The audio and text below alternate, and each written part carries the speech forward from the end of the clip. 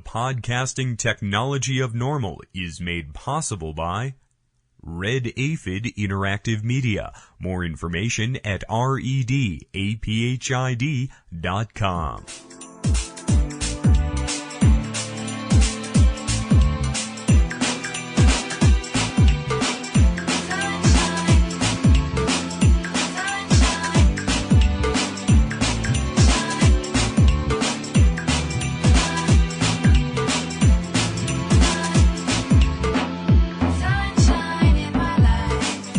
And distributed by the National Organization for the Reform of Marijuana Laws in Washington, D.C. This is your daily audio stash, the growing truth about cannabis.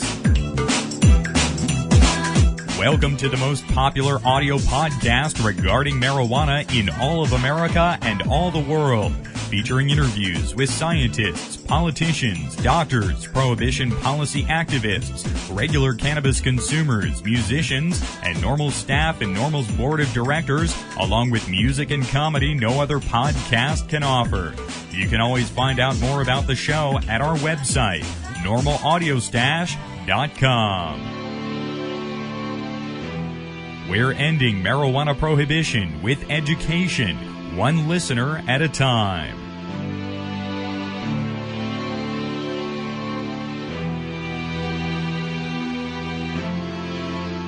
Welcome back to the Audio Stash today. I'm your host, Chris Goldstein. Take a moment to join us at NORML to end marijuana prohibition in America. Just visit NORML.org. We've got an excellent show for you here today. We'll hear a separate segment with Dr. Mitch Earlywine today. We're back with our regular cannabis science segments with Mitch tomorrow on Wednesday's Audio Stash. Also today, we'll hear an audio report produced by the Multidisciplinary Association for Psychedelic Studies. And first up today is our Government at Work segment, focusing on different marijuana-related legislation happening on a state level across the country. We have links for you to get involved with more than 18 different pieces of local legislation at NORMLAudiostash.com and in the Take Action section of the NORML.org website.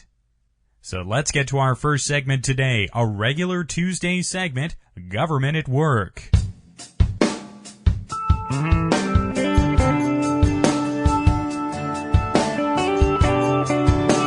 Tuesdays here on the Audio Stash, we feature our Government at Work segment, highlighting local reform legislation efforts across the United States. It's never been easier to get involved with marijuana law reform.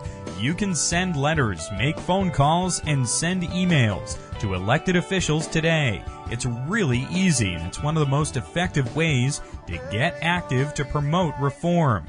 Visit the links we have today at NORMLAudiostash.com or in the NORML.org Take Action section to get involved right now. Here's some of the legislation happening out there and moving ahead. In Rhode Island, a medical marijuana extension bill is to have a Senate hearing tomorrow. In Ohio, the Cincinnati City Council is likely to vote today on their marijuana recriminalization ordinance locally. In Connecticut, a medical marijuana bill is voted out of committee. The governor there relented her position a bit, and Montel Williams visited the State House last week. In Missouri, medical marijuana bills were just introduced, and in Vermont, medical marijuana expansion bill is now assigned to a House committee. In Maryland, medical marijuana hearings were held earlier this month, and Texas is looking at a statewide decriminalization bill that had a hearing last week. Let's focus today on Texas. We'll speak with Josh Schimberg, the director of Texas NORML at Austin, Texas. Josh, welcome to the program today. Hi, Chris. Thanks a lot for having me on the show. I really appreciate it. Oh, many thanks again for taking time to join us today, Josh. First, tell us about this statewide marijuana decriminalization bill being proposed there in Texas. This bill goes by the number of House Bill 758. It was written and introduced by a representative from Harris County, which is a Houston metro area, by the name of Representative Harold Dutton. And he has introduced this bill before in the legislature, and it has made it out of committee, but it never made it to the House floor for an open hearing with all of the representatives. And as a matter of fact, last week on the 20th, it came up for hearing in the Criminal Jurisprudence Committee, and I was there to give testimony as well as representatives from the Libertarian Party, from the ACLU, and very happily for us, the first person to give testimony in favor of HB 758 was actually a representative from the Bexar County Sheriff's Department, who runs a jail down there, which is the San Antonio area. And basically, he was arguing in favor of the bill because all of the jails in Texas right now are overflowing with these minor nonviolent offenders, and it's really putting a strain on the criminal justice system here in Texas. Wow, that is just astounding, Josh. To hear a current law enforcement officer come out in favor of decriminalization, that's pretty surprising. But that jail overcrowding, that must be a very serious problem there. Yeah, it was very surprising for me. As a matter of fact, when I saw him at the hearing, I kind of assumed that he was going to be there speaking against this bill because he was there in uniform, and it was just really... my jaw dropped when he got up there and said he was speaking in favor of the bill. It really made me feel good about this. And Josh, if this bill becomes law, what would change in Texas? Well, right now as it stands, Texas, the possession laws aren't graduated down to an ounce or less. They're graduated from basically resin up to 2 ounces, and anything in between that is going to be a Class B misdemeanor. And in Texas, a Class B misdemeanor will get you up to 180 days in jail and a $2,000 fine. So what this bill would do is to parse out the possession limit down to an ounce and below. And anything, if passed, anything an ounce or less would be a Class C misdemeanor. Now, a Class C misdemeanor would mean that anybody caught with an ounce or less of marijuana would receive a citation, sort of like a traffic ticket, and it would be about $500, and there would be no jail time at all that could be imposed on these people. And there's also a clause in there that would require that whoever gets the ticket would have to go and take a drug awareness course, and if you were arrested, I believe it's within 60 days twice for this offense, then it would be upgraded to a Class B automatically.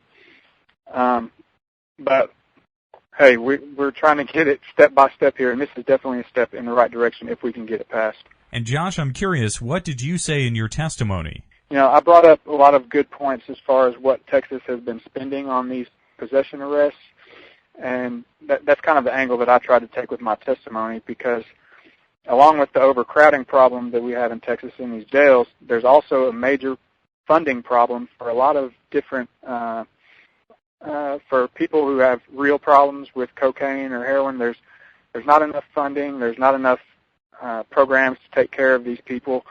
And literally, if this passes, it could save Texas up to almost $500 million per year. So, Josh, right now in Texas, you're spending over $500 million a year arresting, prosecuting, and jailing those who possess personal amounts of marijuana? Right, and this is estimates that are taken from raw data that have been published by the Texas Department of Public Safety, which said that in 2005, there was over 61,000 individuals arrested in Texas for possession of marijuana alone.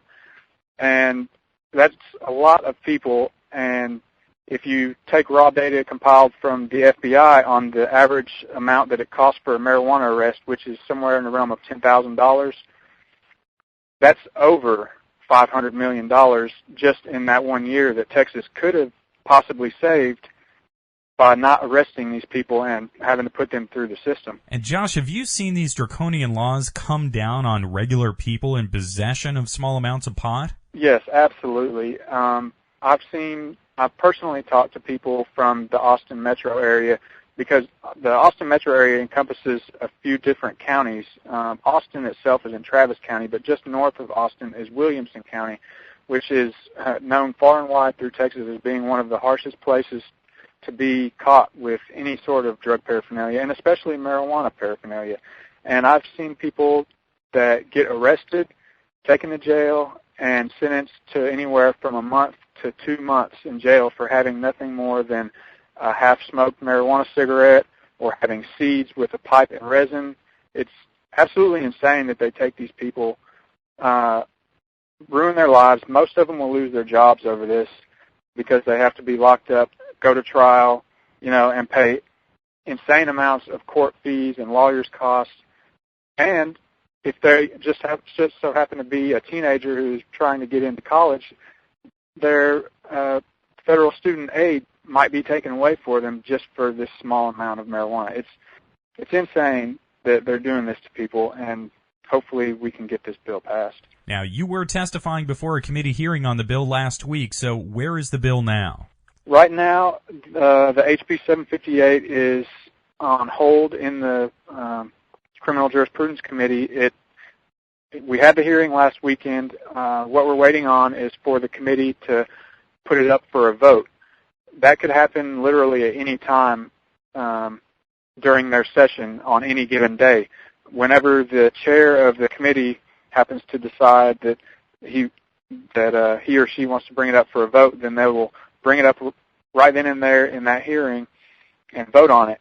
Hopefully we can get enough votes from the committee to pass it, and if it passes through the committee by their vote, then it will go to another calendar committee and hopefully be scheduled for an open hearing on the House floor.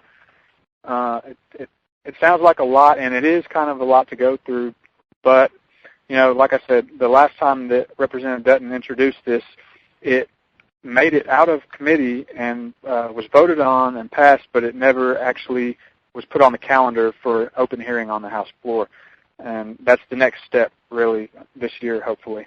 We'll have links to get involved at NORMLAudioStash.com and, of course, in the Take Action section of the NORML.org website. Josh, I want to thank you again for joining us here today, and I look forward to speaking with you again to track this bill as it moves through the legislature there. Thanks a lot, Chris. I really appreciate you having me on for this. Josh Schimberg is the director of Texas NORML at Austin. We have links to Texas NORML on our homepage today at NORMLAudioStash.com.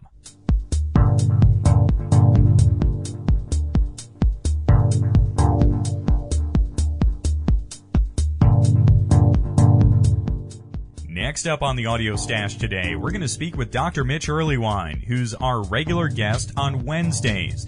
We're going to speak to him today about a new report published in the British medical journal The Lancet that questioned the classification policies of different substances in the UK. We'll have our regular cannabis science segment tomorrow with Mitch, but today I wanted to ask him to weigh in on this interesting new report.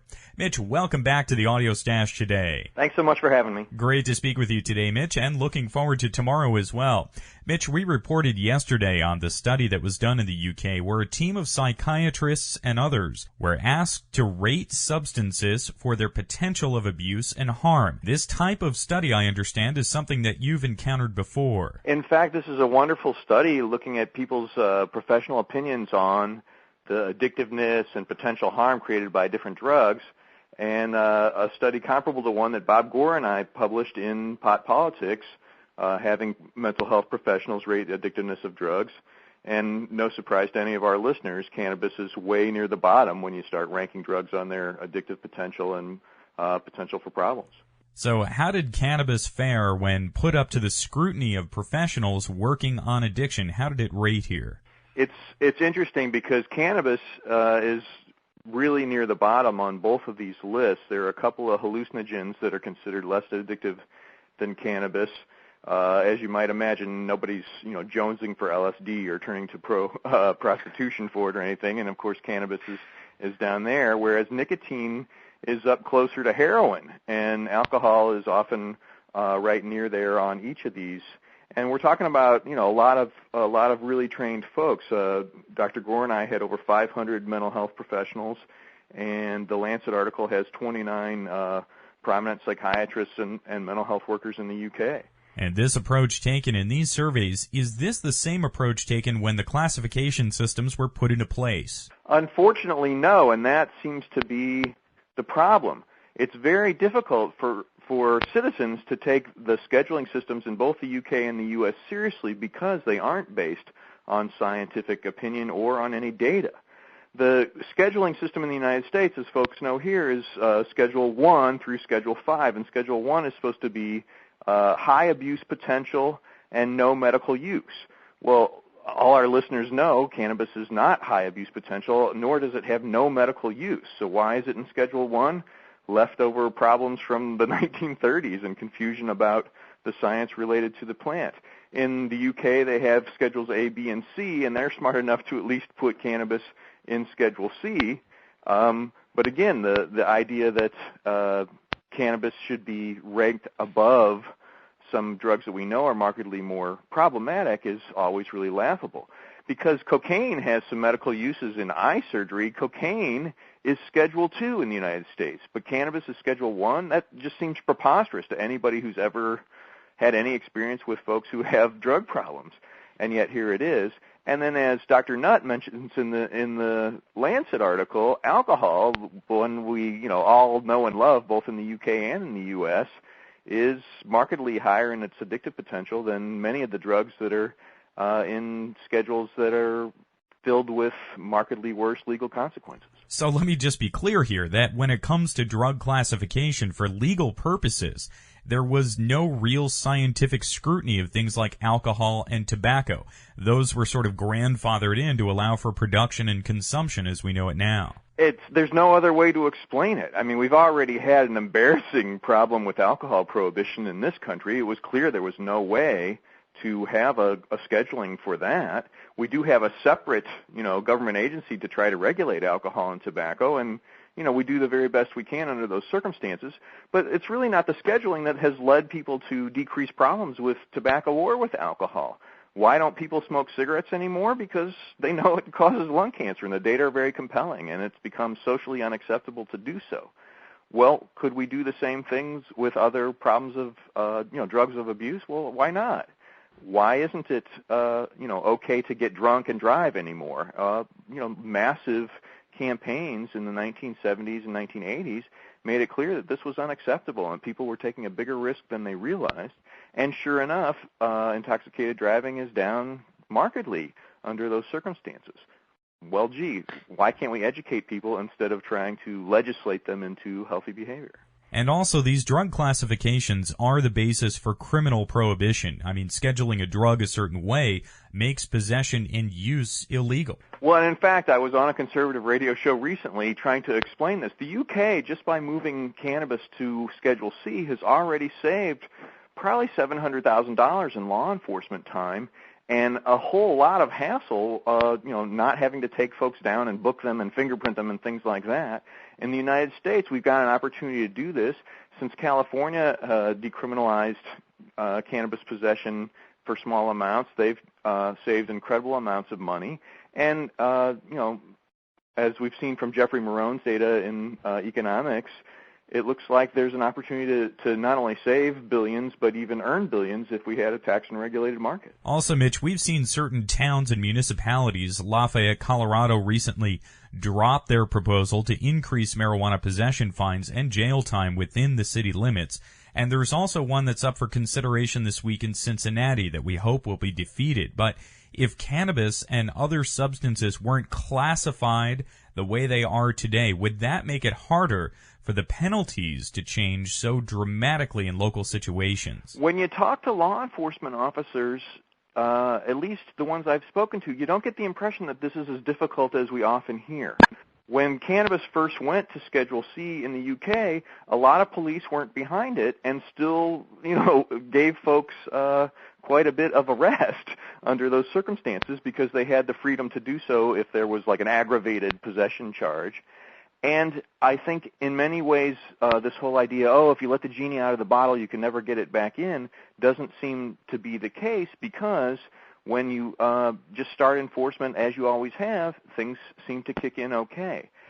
2 areas in Australia have switched to cannabis expiation notices, as they call them, where basically you get a traffic ticket as a result of a possession charge, and the police there really like that, and they enjoy not having to, go through all this trouble.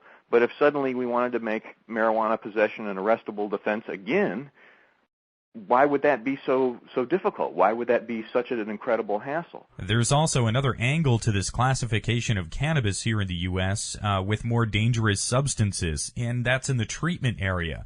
Because cannabis is classified with more dangerous substances, we see things like inpatient addiction treatment being used for so-called marijuana addicts. So does this classification also misspend treatment money and in some ways block access to treatment for those who truly need it? It's interesting because, depending on the estimate, about 9 to 12% of regular users of cannabis develop some kind of problems with it, and they do seem to benefit from brief interventions, often sitting down with a clinician 1 to 3 times, talking about ways to either decrease use or stop. But when you talk to folks who are having cannabis problems and they try to get into, say, an inpatient program at a hospital, the other addicts laugh at them and literally ridicule them out of there. I mean, if you've turned to prostitution because of a crack habit and somebody comes in and says, I'm having a little trouble quitting marijuana, you find that a little bit insulting.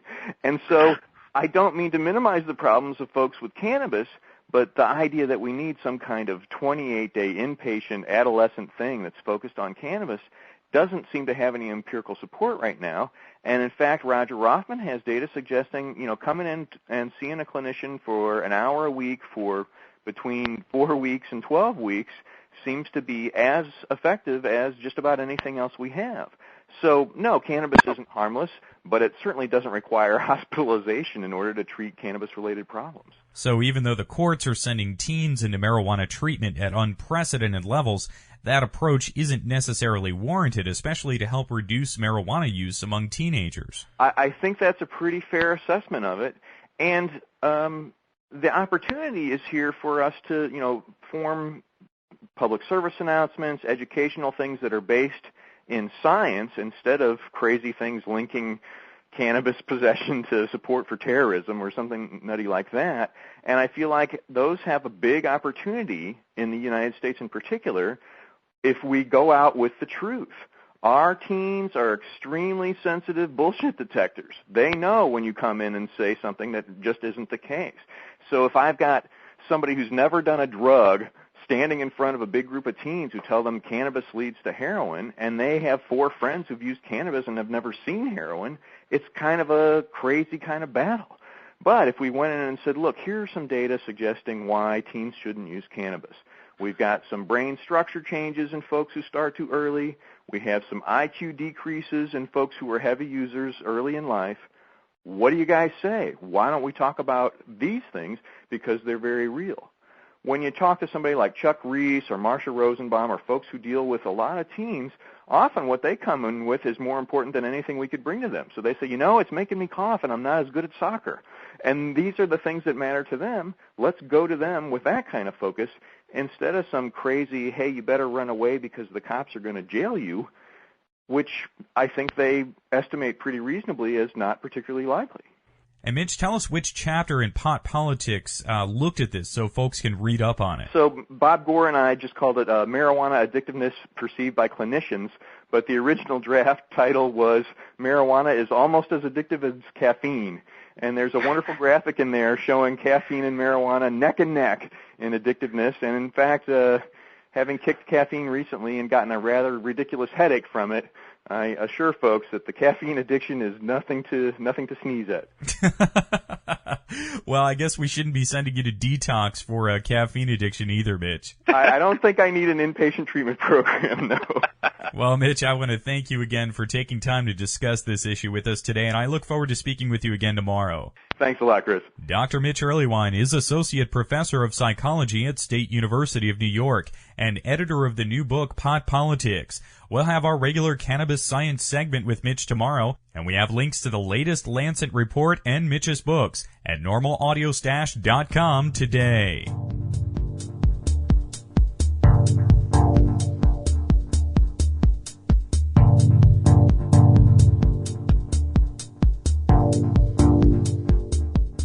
Next up on the Audio Stash today, we've got a follow-up story. Last fall and this winter, we reported extensively on the application process of Professor Lyle Craker at the University of Massachusetts at Amherst to grow a new supply of research-grade cannabis.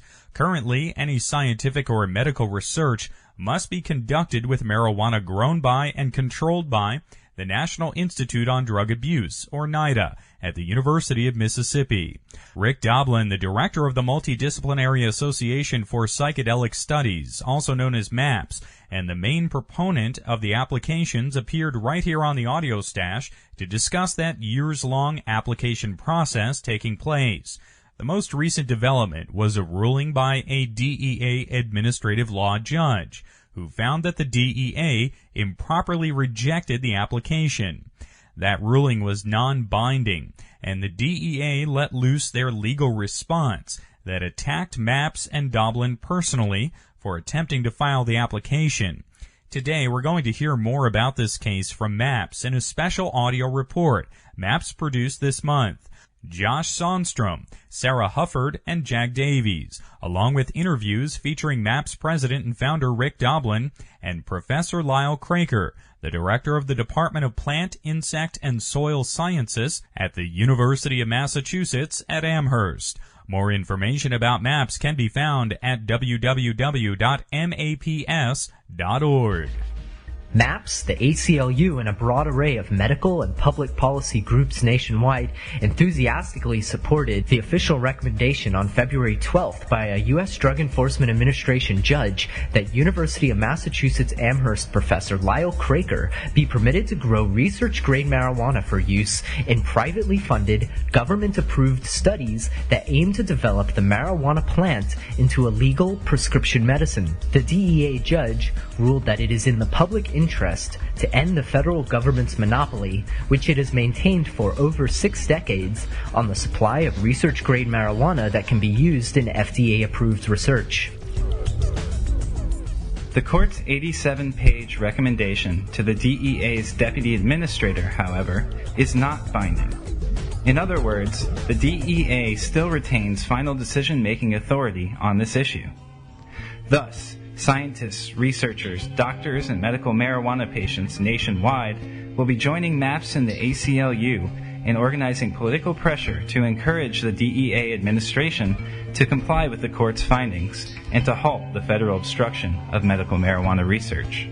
The ruling by DEA Administrative Law Judge Mary Ellen Bittner, who is appointed by the U.S. Department of Justice, marks a unique window of opportunity in the 6-year struggle by MAPS and Professor Craker to gain a Schedule I DEA license to grow research-grade marijuana for use by other scientists in privately funded DEA and FDA-approved studies.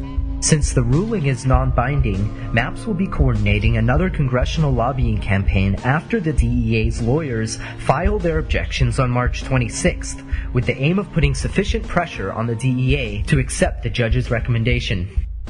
If the DEA grants Professor Craker a Schedule I license as recommended by Judge Bittner, his proposed research-grade medical marijuana production facility will be funded by MAPS, the Multidisciplinary Association for Psychedelic Studies, a non-profit organization that plans to design, fund, and obtain government approval for the clinical trials necessary to bring marijuana to market as a fully legal prescription medication. MAPS has previously had 2 FDA-approved studies blocked by the DEA, thus confirming the need for a reliable, high-quality supply of research-grade material to justify the time and expense to sponsor clinical research evaluating the risks and benefits of marijuana as a potential prescription medicine. According to MAPS President Rick Doblin, today's ruling marks a shift towards science, not politics, guiding U.S. medical policy, and that to capitalize on this historic opportunity, a strong show of support will be needed. What this victory means for the public is a little bit more tilting the balance back in the favor of science over politics. And it means that public health is likely to be improved, but that nothing's going to happen fast. That it's going to take us 5 to 7 years, $5 to $7 million, a lot of struggle to do the research necessary to convince the FDA. What it's going to mean for the public is a chance to finally get the medical use of marijuana issue addressed in the most appropriate forum. It's one of those things where they say if you can't bend with the breeze, you're going to break.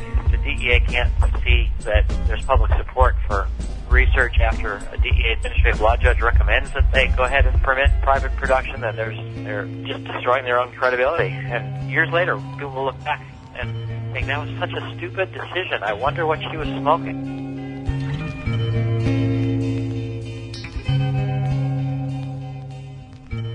38 members of Congress, Massachusetts Senators Kerry and Kennedy, and a broad range of scientific, medical, religious, and public policy organizations have joined Professor Craker in challenging the federal policy of obstructing appropriate administrative channels and blocking research that could lead to the development of marijuana as a prescription medicine. Organizations that have written to the DEA already in support of Professor Craker include the Lymphoma Foundation of America, the National Association for Public Health Policy, the MS Foundation, as well as several state medical and nurses associations, such as the Texas and California State Medical Associations, the two largest state delegations to the American Medical Association. And we're going to need a lot of coordinated help from all drug policy reform groups, from Students for Sensible Drug Policy, from people of all different ages, from medicine to the colleges, from nurses to doctors. We're going to need a massive show of strength on the DEA from Congress. It's coalition building time, and I'm really looking forward to it. Of all prohibited drugs, only marijuana has been excluded from private production for scientific research. Every other controlled substance, including Schedule I drugs such as LSD, MDMA, heroin, and cocaine, are available to researchers from DEA-licensed private laboratories, like the one Professor Craker plans to establish. National polls regularly find that 75 to 80% of Americans support the use of medical marijuana. Despite federal prohibition, 12 states have now enacted legislation protecting patients from prosecution under state law who use medical marijuana with a physician's recommendation. Professor Craker hopes that marijuana's stigma as an illegal drug will no longer prevent FDA clinical trials to determine its medical efficacy, and hopes that the DEA will follow the judge's astute recommendation. I am hoping that she responds in a positive way, that she indicates we can go forward, and that we can be able to supply the material to those who want to run clinical trials on this material. To me, and I think to most people, the entire marijuana, the understanding of marijuana has been associated always with illegal use. And what we're trying to, we hope to be able to demonstrate through trials that this is a plant which can also help people. Even the United Methodist Church, which has over 8 million members, and conservative icon Grover Norquist, a Reagan cabinet member and president of Americans for Tax Reform, have gotten in on the act, each sending letters to DEA urging them to halt the obstruction of marijuana research by granting Professor Craker a Schedule I license. The ACLU and the Washington, D.C. law firm Jenner & Block are co-counsel for the case and are assisted by the law firms Steptoe & Johnson. Extensive background information on Professor Craker's proposed marijuana production facility can be found on the MAPS website at maps.org. What we've been indicating is that this is a material that should be tested for its medical benefits. And I've always thought that it's similar to other types of materials that can be misused. It would probably need to go under prescription.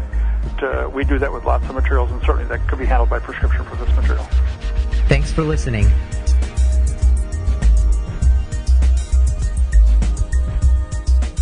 We just heard an audio special produced by MAPS, the Multidisciplinary Institute for Psychedelic Studies, featuring Joss Sonstrom, Sarah Hufford, and Jag Davies, and interviews with MAPS President Rick Doblin and Professor Lyle Craker, Ph.D., the Director of the Department of Plant, Insect, and Soil Sciences at the University of Massachusetts at Amherst.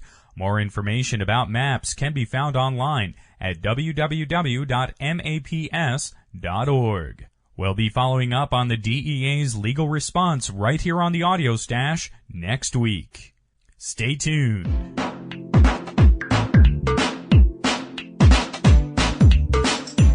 You've been listening to NORML's Daily Audio Stash, the growing truth about cannabis. Make sure you visit our website at normalaudiostash.com. That's NORMLAUDIOSTASH.com for more information about every day's show. I'm your host, Chris Goldstein. Thanks for listening today. See you at 4:20 tomorrow.